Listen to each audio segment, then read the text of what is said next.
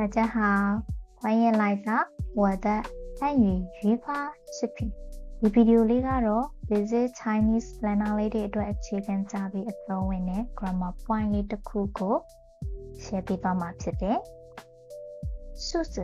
量子နဲ့数量子ဆိုတာဘာတွေလဲ။သူတို့ကိုဘယ်လိုသုံးရလဲ။ဘယ်လိုကွာခြားကြလဲဆိုတာကိုစကြည့်။ပထမဆုံး数字ဆိုတာ number အရေးအတွက်ရတဲ့ကဏ္ဍလေးတွေကိုခေါ်တာပါ။ဥပမာ1、2、3、4ဆိုတဲ့ number လေးတွေပေါ့။我有3本书ဆိုတဲ့ example စာကြောင်းလေးတစ်ခုကြည့်ရအောင်။ဒီမှာ3ဆိုတဲ့ number လေးကို数字လို့ခေါ်တယ်။量子ဆိုတာ measure ဝမြို့ပြစကားလုံးလေးတွေကိုခေါ်တာပါ။ဥပမာအလုံးသိကြတဲ့ပြက်ဆိုတဲ့စကားလုံးတွေပေါ့။ဒါအပြင်ခါတော့မြို့ပြစကားလုံးတွေလည်းအများကြီးရှိပါသေးတယ်။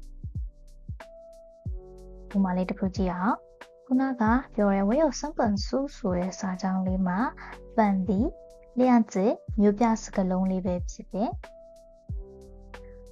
数字နဲ့名字ကြားမှာ量子ကိုသုံးရမှာဖြစ်တယ်။မေရှာဝမပါဘဲနဲ့数字နဲ့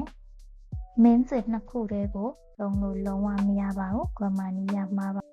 ။数量子ဆိုတာတော့ပါလေ။ရှင်းပါတယ်။数字နဲ့量子လေးကိုတွဲပြီးတော့ခေါ်လိုက်တာပါ။ဥပမာ一个2杯3本ဆိုတဲ့စကားလုံးတွဲလေးဒီပေါ့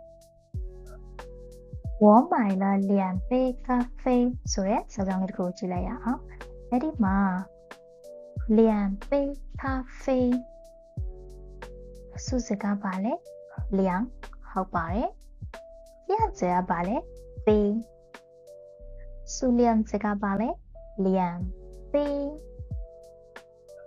Okay ဒီလောက်ဆိုရင်数字、量子နဲ့数量子ကိုဒီချာသိသွားပြီလို့